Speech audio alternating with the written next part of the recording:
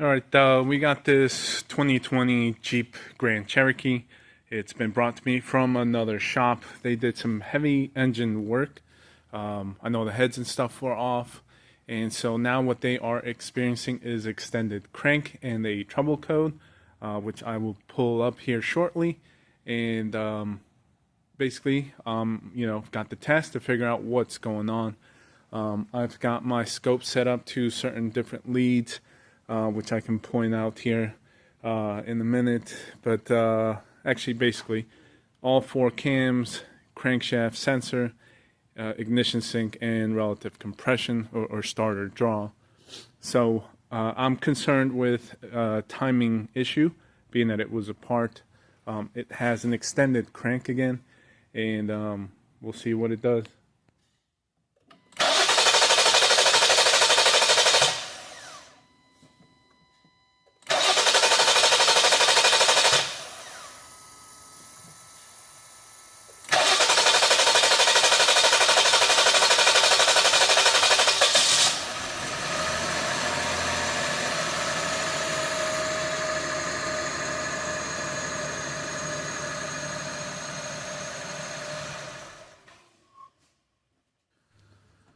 Alright guys, here is the capture that you just watched me do. The two cranking events and then the other one where it finally started to run. One of the main things that I am particularly concerned with because of the major engine internal work, rebuild, whatever was done. Because of that being done, I am concerned with basically the timing and if it's correct or in time or in sync, however you want to call it. That can always create or it's a potential to create extended crank. So I'm not too familiar with the timing marks or how the camshafts are supposed to align with these 3.6 Pentastars, but I will try to research based off of what I have captured.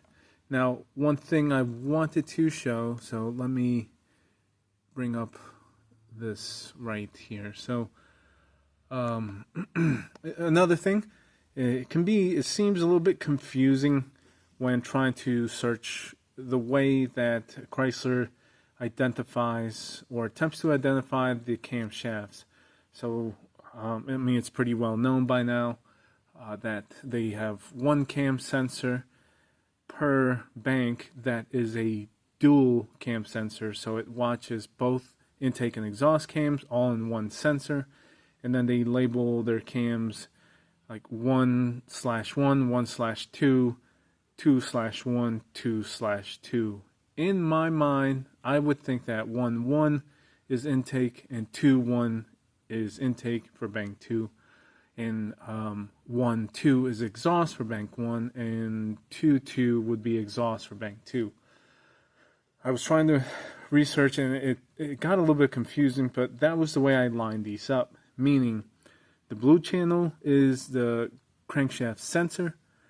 This is intake 1, intake 2, exhaust 1, exhaust 2. As far as what I think that I am lining them up based off of the 1/1, 1/2, so on and so forth. I have to double check later on. But the one thing I did notice, if that is correct, if this is intake 1 and intake 2, exhaust 1, exhaust 2, they actually overlap. Now, Mercedes tends to do these and some other manufacturers. So what I mean by that, cam to cam, the teeth pattern will mirror each other.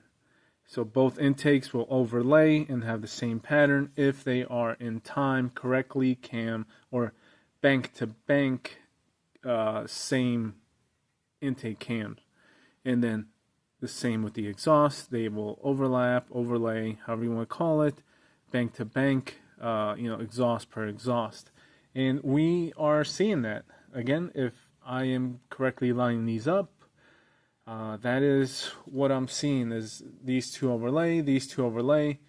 So bank to bank, cam to cam, they seem to be correct. Now, the crankshaft signal it looks sporadic, and I'll explain. So we have the teeth dropouts, or the teeth drops, square wave, let's call it. It's real thin on this type of sensor, and a lot of the newer engines are going to this style, and so the waveform comes out this way, almost like the tooth doesn't fully drop down. You see there, there,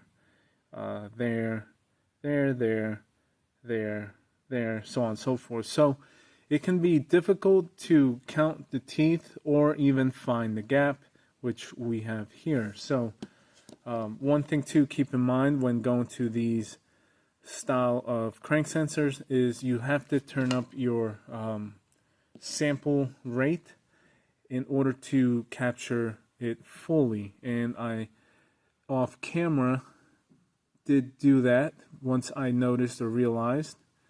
So let's go to that capture. And again, I had only one crank no start event, and then the extended crank. And you can tell we start running once we get this red channel coming up, and that is ignition, our spark. So it takes a little bit before it starts to activate the spark. That's how we get it to run and why we get an extended crank. So let's see.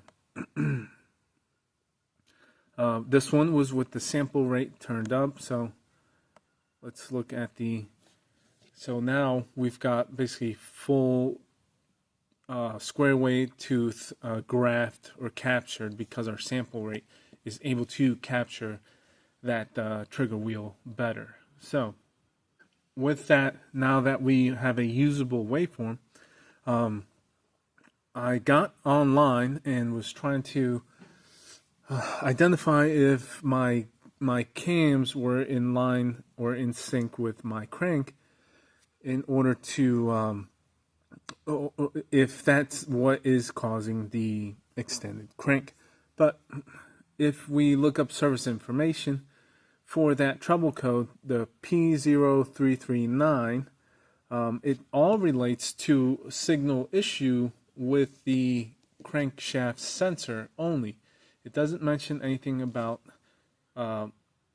correlation or syncing with the cams. So it even describes if work was done with sensor removal or heavy, work or harness, electricals, anything to that extent. I'll have to bring up the service information. It basically tells you to replace the crankshaft sensor based off of, I guess, being in there and working around it. And just with trying to research, again, off camera, trying to find a good known cam crank, I stumbled upon something that I'm not sure if you can pick up on this far off view. We've got some points that look a little bit more solid, that stand out. So you got this guy, this guy, this guy, this guy, here, here, here. And without going in deep, you'll probably miss a potential issue. And so I got lucky and I started to look into these. So let's take a look here. If we zoom in, that's what I mean about going into these. Once it is able to basically give you the full clear picture, nothing really stands out despite the fact that we had a solid looking point there. But if we look at this one particular point, I noticed something that just is not looking correctly. Look right here. So we've got the sync notch, this big gap that is normal. That is 2 teeth missing from the count of the total tooth. But look at this portion right here. Now, is that static? Is that normal? Is that supposed to be there? Is that an extra tooth or whatnot? Let's zoom in. And sure enough, it's like a dropout within a tooth section. So it's adding like an extra, basically, gap, let's call it, that I don't think is normal or should be there. So what I did was I looked through the whole crankshaft waveform, and let's go more towards the end and find that same section. It's right after the sync gap. And now that we've been idling and running, look at this. It's here at this point, still about the same. I think it's the fifth. So 1, 2, 3, 4, 5. So in that fifth tooth area, we've got this weird anomaly.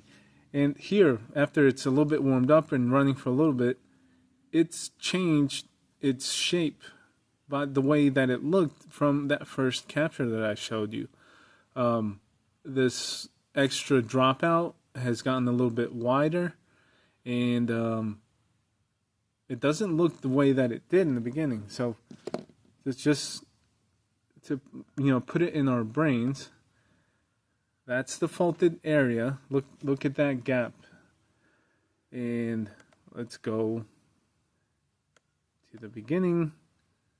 Go right here after the first gap point, and we'll zoom in greatly. Look at that. That gap, it's just little. It's this tooth almost solid, but we do have a dropout. And then as we saw over later on, this gap increases. And so once I noticed this, I started to basically lean towards the engine is probably correctly timed. The other reason why I think that is because of the way it runs after it cranks and is idling at this point when we have ignition. It runs and drives pretty, let's call it normal, despite the fact that it starts the way it does and throws the trouble code that it does. Once we've got ignition, basically after it finds itself, it runs okay, but it's having an extended crank in this area this whole time before we get red channel coming up. It's trying to basically find itself because it's being, I believe what's going on is the computer is being tripped or confused with that extra tooth dropout after the sync notch, and it's holding off until it can correlate something and properly ignite and get the engine running, correctly timing the ignition point. And so it's taken this whole time to find itself, ignite properly, but then it'll throw a code because of what it sees right away from cranking, that extra anomaly, that extra tooth dropout. And so it's going to just always give us an extended crank and the trouble code. And so based off of that, the fact that that gap, the extra tooth dropout is a certain size here and changes a certain size here, leads me to believe that there is a sensor issue. Right now, I believe that the fact that the gap size, signal size changes electronically is telling me that can only happen with a sensor issue. Could it be possible that there's an issue going on with the crankshaft? Yes, but the fact that we have fluctuating tooth gap voltage size, just changing, I'm leaning towards a sensor issue.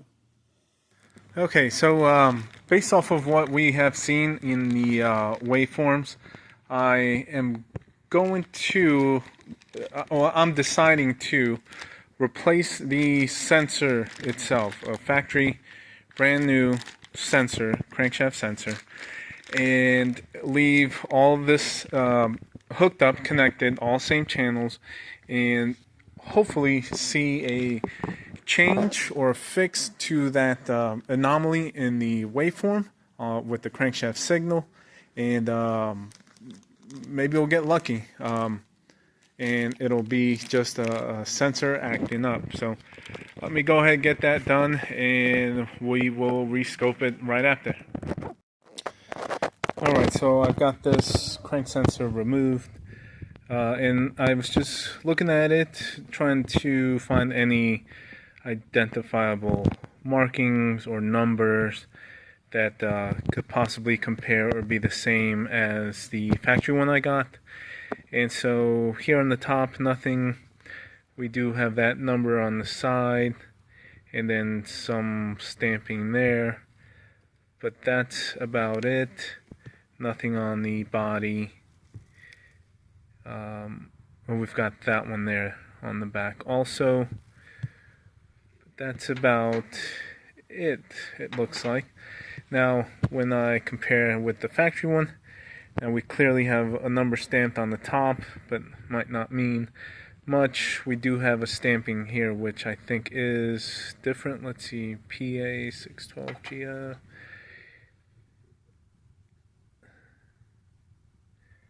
PA66GF25. So it's off, but sort of similar.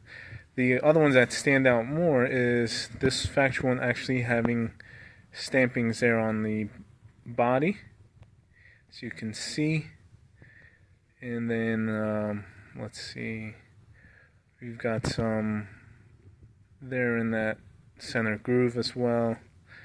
It's a little bit different with the markings, so I'm not 100% if this one's factory or not. The other thing is I've set up my camera right there in the hole for the crankshaft sensor, and I want to spin the crank just to double check the teeth, make sure it's not a physical thing. Based off of what we saw, I think it should be electrical, but this will definitely help confirm our teeth physically. So clearly here are the teeth. Looks like there are some marks even there. Look at that. So let's spin this and see what we can find. All right, I'm going to start spinning it.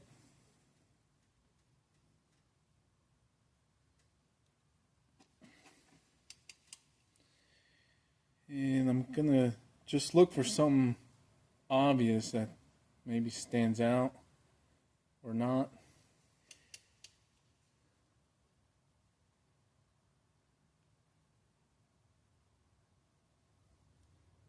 So that one there looks like it's got a little bit of a wear right there, but not sure. We also want to look for the wide sink tooth portion or section.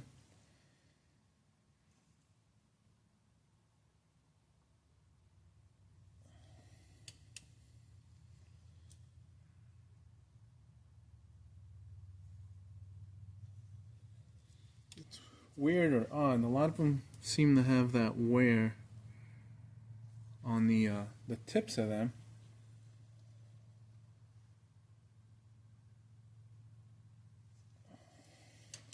Still haven't found the sink point.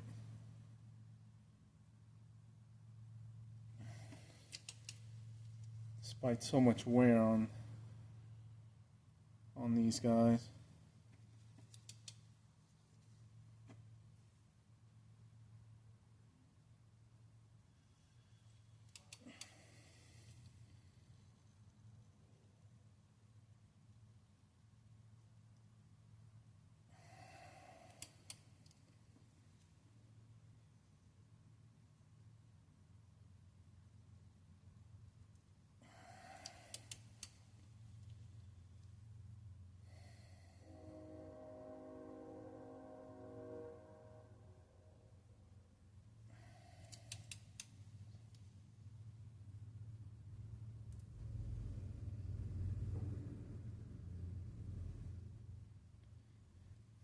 Okay, so here is the beginning portion of the sink notch. And that one looks a little like it's got a crack in it.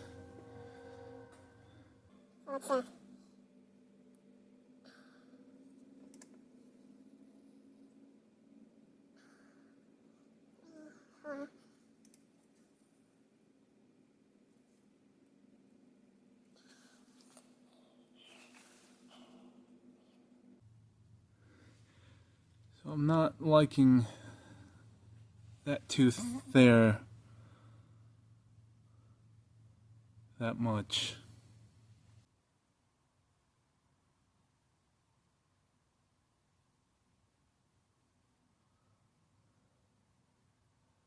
I don't know, it's hard to tell. All these are pretty messed up.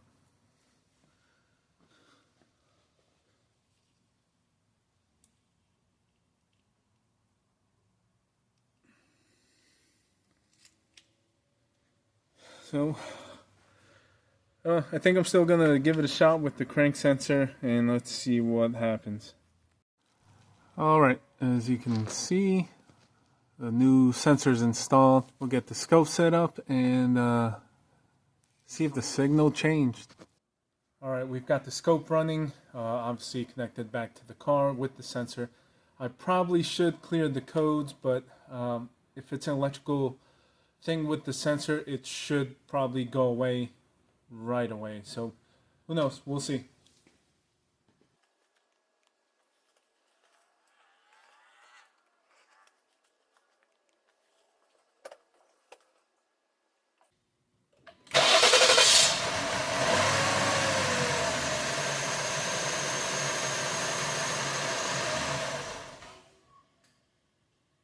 started right away almost. Let's try again.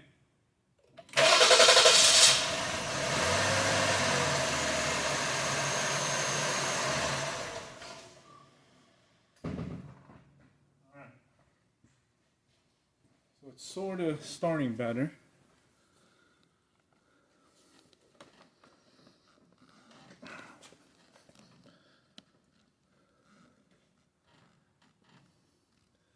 Let's grab the crank sensor right away.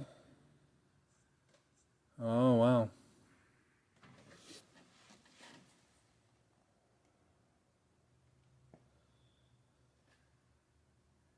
Well, that's not gonna work if my ground isn't connected.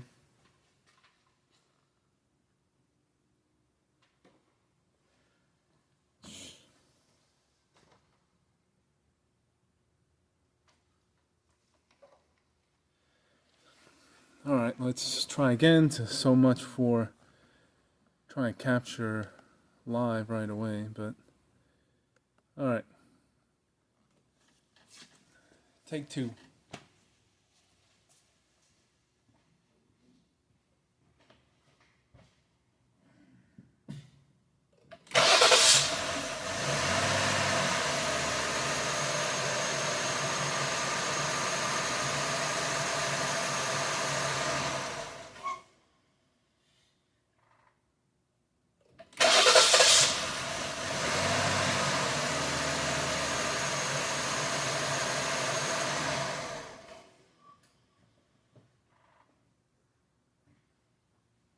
So it starts better.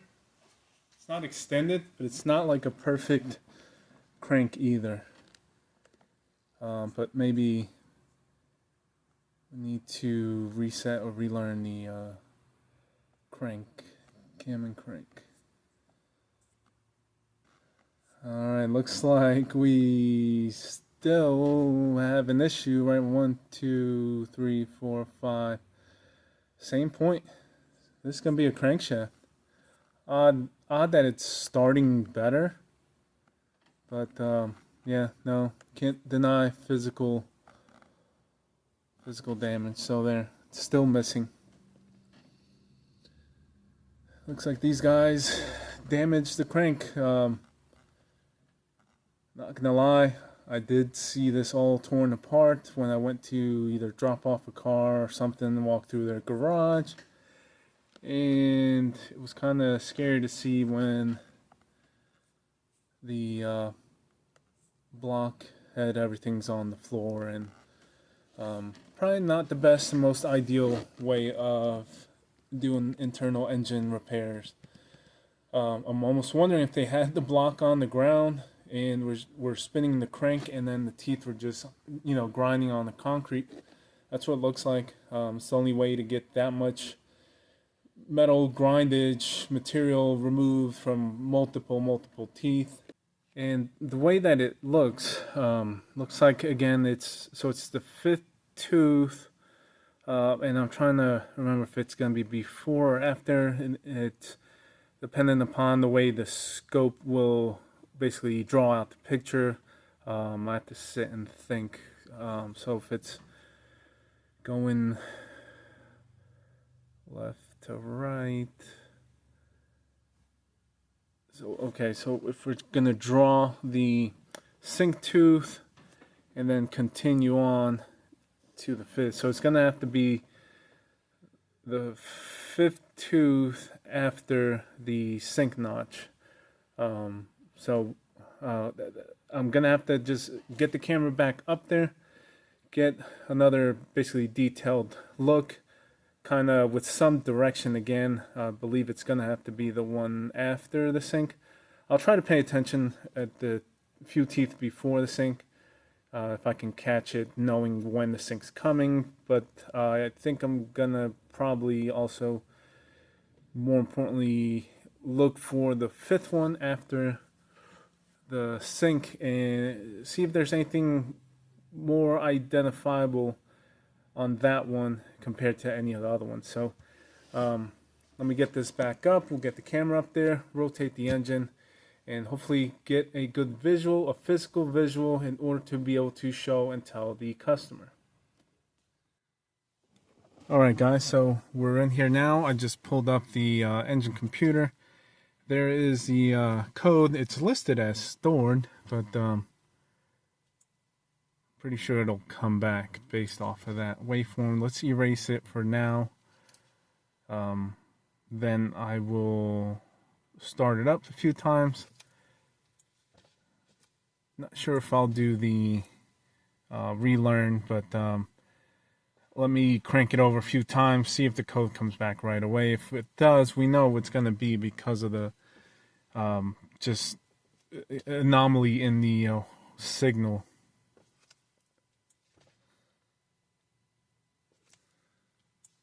So let's see. No fault stored. Let's cycle the key off.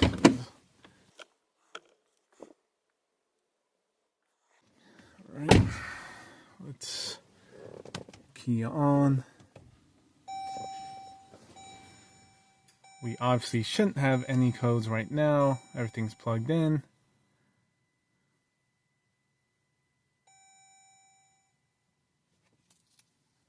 So no faults. Let's back out. Let's go ahead and crank. Alright, so it's going back to a little bit hard start, rough start.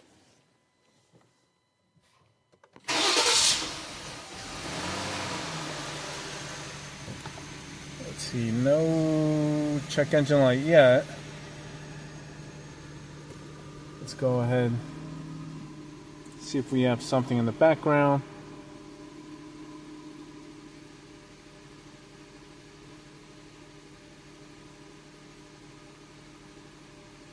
Alright, so right away we're beginning to get that code to come back. Clearly we know we are, because we first-handedly are getting the signal that the computer's capturing and seeing, and we know it's not correct. So code's going to come back as far as permanent. The light's going to come on. We're going to have the extended crank or hard starts, whatnot.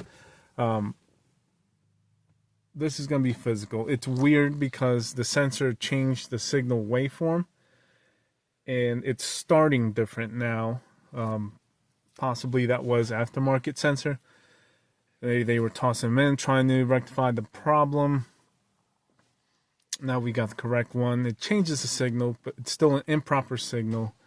Back to square one. So, yeah, let's try to find that tooth physically, get a picture, and let's end this one.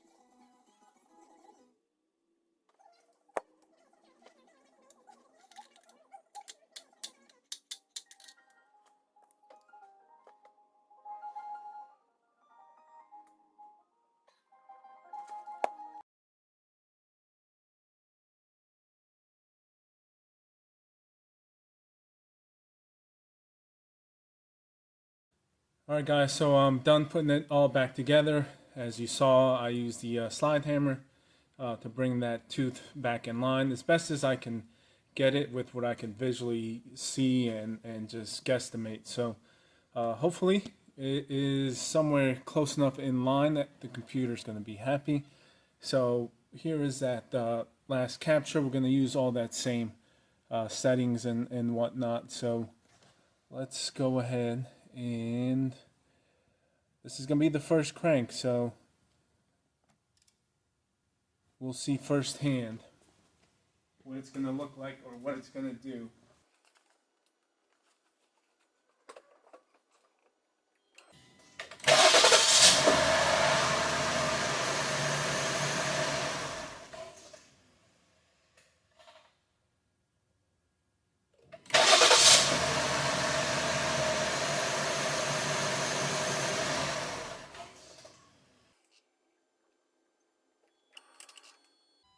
Clearing the trouble code.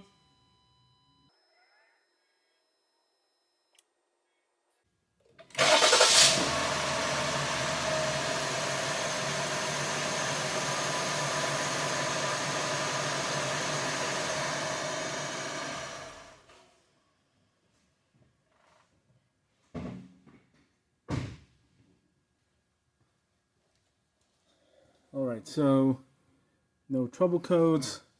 Let's stop the scope.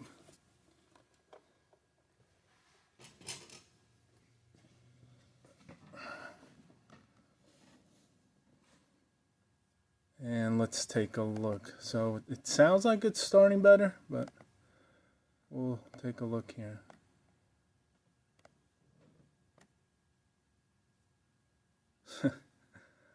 All right, so perfect. There we go. So there's again our big sync tooth, and then 1, 2, 3, 4, 5, all reading normal. So I guess I I bent it enough to have it be in the right place, and now this guy is luckily not gonna have to do any crazy internal engine, basically crankshaft replacement or replace an engine. Yeah, it took a minute to get through all of this, but crazy. Wow. So pretty cool. I still think that other sensor was bad because there was no way that that signal could have fluctuate with a little bit more heat or more running, as we saw that the shape had changed or was fluctuating. It was able to pick up the faulty tooth because we saw an anomaly, but then the shape was changing from its original starting point, and then with the new OEM sensor, the messed up tooth was captured like we saw, but again, it was a different anomaly shape. So, but that different anomaly solid shape was consistent and didn't change over time while running. So, yeah, this one it's gonna be a fix. No more codes. I'll just double check, make sure no more issues with the oil pan. Make sure it's sealed up. I'll get a new oil sticker in there, and now we can let the customer know again, like I said, and maybe let this be a lesson to watch all of those trigger wheels, the magnetic ones, all your crank teeth, so on and so forth. They can wreak some havoc if you mess them up. So thank you for watching on this. Hope you learned something, and we will get this all wrapped up.